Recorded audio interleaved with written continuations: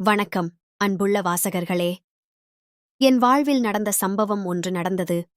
அதை முழுமையாக இந்த கதையில் பகிர்ந்து கொள்கிறேன். படித்துவிட்டு கீழே உங்களின் கருத்துக்களை பகிர்ந்து கொள்ளுங்கள். வாருங்கள், கதைக்குப் போகலாம். சில நாட்களுக்கு முன்பு அமுல் பேபி போன்ற பெண்ணை சம்பவம் பற்றி உங்களிடம் முழுமையாக பகிர்ந்து கொள்கிறேன். இந்த கதை சற்று சுவாரஸ்யமாக இருக்கும். இதை படித்துவிட்டு கீழே உங்களின் பதிவுகளை பதிவு இடுங்கள். மேலும் வறுமையால் வாடும் உங்கள் தம்பிக்கு வேலை கொடுக்க வேண்டுமென்றால் நல்லா வேலைய கொடுங்க. அவர்கள் சந்தோஷப்படுவார்கள். வாருங்கள், கதைக்குப் போகலாம். கடந்த வருடம் உயர் படிப்பை முடித்துவிட்டு தற்பொழுது தேர்வு முடிவுகளுக்காக காத்துக் கொண்டிருந்தேன். தினமும் வீட்டில் வெட்டியாக இருந்தேன். காலை எழுந்தவுடன் கடுமையான உடற்பயிற்சி மற்றும் யோகா போன்ற நல்ல விதமான விஷயங்களை செய்து கொண்டிருப்பேன். ஆகையால் உடம்பில் அதிக கொழுப்பு இல்லாமல் சுறுசுறுப்பாகவே இருந்தேன். அதேபோன்று கல்லூரி படிக்கும் காலத்திலிருந்தே பல பெண்களுக்கு நண்பன் எனும் வகையில் உதவி செய்துள்ளேன். ஆனால் அதில் நீண்ட காலமாக ஒரு குறை இருந்து கொண்டிருந்தது. நான் உதவி செய்யும் பெண்கள் ஒன்றில் அழகு குறைவாகவோ அல்லது ஆரோக்கியமான உடம்பு இல்லாமலோ இருந்தனர். அமைதியான முகம் மற்றும் ஆரோக்கியமான உடற்பயிற்சி பெண்களை பார்க்கக்கூட முடியவில்லை. சில நேரங்களில் நேரத்தை கழிக்க என் விருப்பமான சாமி படங்களை பார்த்துக்கொண்டு அமைதியாக இருந்திருப்பேன். அதனால் அந்த வயதிலே என்னுடைய பிறருக்கு உதவும் எண்ணங்கள் அதிகமாகவே இருந்தன. என் எதிர் வீட்டில் குடியிருந்த ஆப்பிரிக்கா நபரின் இளைய சகோதரர் போல் என் உடல் வளர்ச்சியும் சரியாக இருந்தது. அது பார்ப்பவர்களுக்கு ஆச்சரியமாகவும் அதிசயமாகவும் இருந்தது. ஏனென்றால் ஆப்பிரிக்காவில் வாழும் மக்களின் உடல் ஆரோக்கியம் விகிதங்கள் அதிகமாக இருக்கும். ஆனால் நம் இந்தியாவில் சிலர் ஆரோக்கியம் குறைவாகவே இருப்பார்கள். என் உடல் நலம் எப்படி ஆரோக்கியமாக இருந்தது என்று அனைவரும் ஆச்சரியப்பட்டனர். நான் அவர்களுக்கு சொல்வது என்னவென்றால், அது கடவுள் தந்த வரம் என்று பெருமையாக கூறினேன். அனைவரும் என்னை வாழ்த்தி நல்ல எண்ணங்களுடன் பாராட்டுவார்கள். நாட்கள் வேகமாகச் சென்று கொண்டிருந்தது. நீண்ட நாட்களாக பக்கத்து வீட்டில் வீடு காலியாகவே இருந்தது. அப்பொழுதுதான் கேரளாவிலிருந்து ஒரு குடும்பம் அந்த வீட்டுக்கு வந்தது. அந்த விஷயத்தை கேட்டவுடன் மிகவும் மகிழ்ச்சியாக இருந்தது. ஏனென்றால் கேரளா பெண்கள் அமைதி மற்றும் உதவும் மனப்பான்மை இருப்பார்கள். அந்த வீட்டில் ஒரு இளம் வயது கல்லூரி படிக்கும் பெண் மற்றும் ஆண்டி இருப்பதாக கேள்விப்பட்டேன். முதல் நாள் பால் காய்ச்சி வீட்டுக்கு பக்கத்து வீட்டு ஆண்டி வந்தார்கள். அவளிடம் ஒரு அமைதியான அழகு இருந்தது. இருப்பினும் அவளின் மகளை பார்க்க மிகவும் ஆவலாக இருந்தேன். 2 நாட்களுக்குப் பிறகு மொட்டை மாடியில் ஆண்டி துணி காய போட்டுக் கொண்டிருந்தார்கள். அப்பொழுது நான் ஜாலியாக பேச ஆரம்பித்தேன். ஒரு கட்டத்தில் ஆண்டி மகளை பார்க்க வேண்டும் என்ற ஆவல் இருந்தது. தினமும் மாலை 5 மணிக்கு ஆண்டியை பார்க்க மேலே வந்து விடுவேன். அதுபோன்று ஒரு நாள் மாலை 4 மணிக்கு மொட்டை மாடிக்கு வந்து பாடல்கள் கேட்டுக்கொண்டிருந்தேன். அப்பொழுது காற்று அடித்தது. திரும்பிப் பார்த்தேன். பார்த்த நிமிடத்தில் மனது உறைந்தது. அப்படி ஒரு அருமையான நடத்தை கொண்டவர் என்ற பெண்ணை பார்க்க முடியாது. ஒரு நிமிடம் கண்களை நகர்த்தாமல் பார்த்தேன். அவளின் அம்மாவின் ஞாபகம் மறைந்துவிட்டது. பின்பு அந்த தேவதை கண்களுக்கு முன்பு இருந்தாள். ஹாய், என் பெயர் மணி. உங்க பெயர் என்று பேச ஆரம்பித்தேன். ஹாய், என் பெயர் ரேஷ்மா. மேற்படிப்பு படிப்பதற்காக வந்திருக்கிறோம் என்று கூறினாள். அதன் மேல் ஒரு வார்த்தை கூட பேசாமல் அமைதியாக தொடர்ந்து புத்தகத்தை படித்துக் கொண்டிருந்தாள். அதன்பின் சரியாக 5 மணிக்கு ரேஷ்மாவின் அம்மா மொட்டை மாடி மேலே வந்தாள். ஆண்டியுடன் சாமி படத்தை பற்றி பேச ஆரம்பித்தேன். இருவரும் சற்று நேரத்தில் நெருக்கமாக பேச ஆரம்பித்தோம். ஆண்டி தனது மகள் இருப்பதைக் கூட மறந்துவிட்டு திறமையாக பேசினாள். அவளுக்கு சிறிது கோபம் ஏற்பட்டு படிப்பது போலிருந்தாலும் அவள் என்னை பார்த்தாள். அடுத்த முறை அவள் நண்பனாக நடப்பாள் என்று நம்பினேன். 2 நாட்களுக்குப் பிறகு ரேஷ்மாவும் அவளின் அம்மாவும் வீட்டுக்கு வந்தார்கள். என் வீட்டில் நானும் என் அம்மாவும் இருந்தோம். 4 பேரும் ஒன்றாக பேச ஆரம்பித்து விட்டோம்.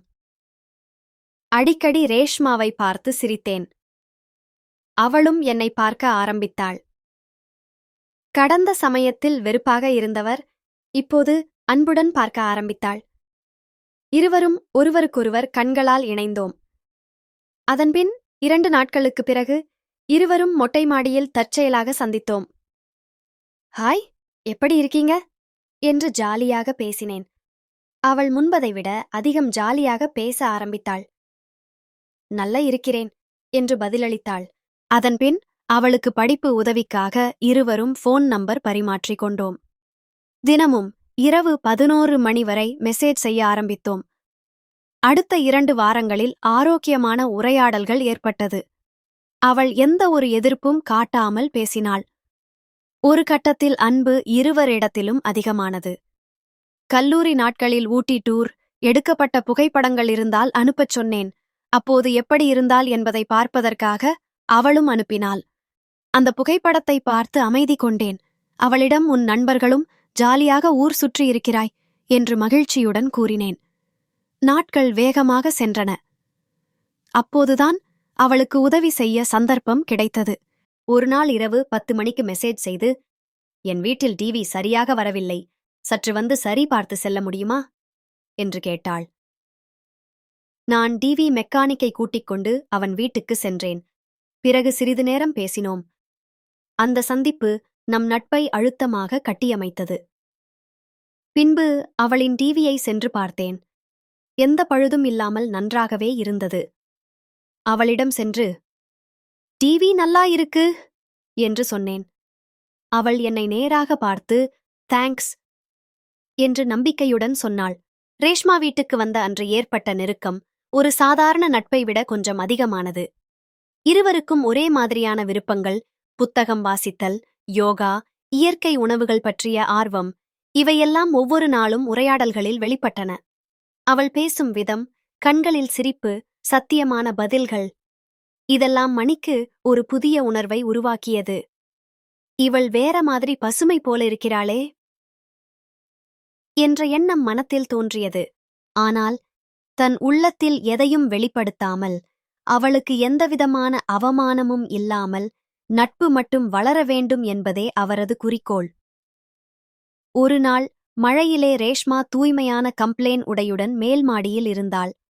குளிரான காற்று, சூரியன் மறையும் நேரம். இருவரும் பேசிக் கொண்டிருந்த சமயத்தில் அவள் சொன்னாள், நீங்கள் மட்டும் நம்பிக்கையை இழக்காம இருக்கீங்க. அதனால்தான் நம்மிடையே நல்ல நட்பு வளருது. மணி ஆச்சரியத்தில் இருந்தார். ஒரு பெண் இப்படிச் சொல்லும்போது அவளும் மனதிலே ஏதோ உணர்வுடன் தான் இருக்கிறாளா என்று நினைத்தார். அந்த நாள் முதல் இருவரும் ஒருவருக்கொருவர் மீது நம்பிக்கையை வளர்த்தனர். வீட்டில் ஒரு நாள் ரேஷ்மாவுக்கு உடல் நலம் சரியில்லை. அவளது அம்மா பைக்கில் வைத்த மருந்து வாங்கச் செல்ல வேண்டிய நிலை. மணியும் அருகிலிருந்தார்.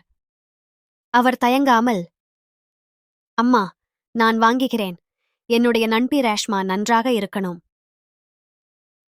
மருந்து வாங்கி வந்து அவளிடம் கொடுத்தபோது ரேஷ்மாவின் கண்களில் நெகிழ்ச்சி, வாயால் சொல்க முடியாத நன்றி. நன்றி சொல்ல வேணாம், நல்லவங்களுக்கு செய்யணும், அதான் வாழ்க்கை என்றார் மணி. அந்த நிமிடம் இருவருக்கும் புரிந்தது, இந்த நட்பு சாதாரணமல்ல. இது மனமார்ந்த அன்புடன் கட்டிய மரியாதையான உறவு. தேர்வு முடிவுகள் வந்தன. ரேஷ்மா தமிழக டாப்பராக தேர்ச்சி பெற்றாள். குடும்பம் மகிழ்ச்சியடைந்தது. அவளது அம்மா ஒரு நாள் மணியை பார்த்து சொன்னார், நீங்கள் எங்கள் மகளுக்கு பக்கமாக இருந்தீங்க. அவளும் உங்களை மிகவும் நம்புகிறார். இவளுக்கு நல்ல நண்பனாக இருந்ததுக்கு நன்றி. மணி மனதுக்குள், இதுதான் உண்மையான அன்பும் நம்பிக்கையும் மரியாதையும் கலந்த உறவு. பின்னர் இருவரும் தங்களது கனவுகள், வாழ்க்கை நோக்குகள், சேவை செய்யும் ஆசைகள் பற்றி பேச ஆரம்பித்தனர். ஒரு நாள் நம் இருவரும் குழந்தைகள் கல்விக்காக ஒரு இலவச நூலகம் துவக்கணும் என்று ஒரே மாதிரி கனவுகளை பகிர்ந்தனர்.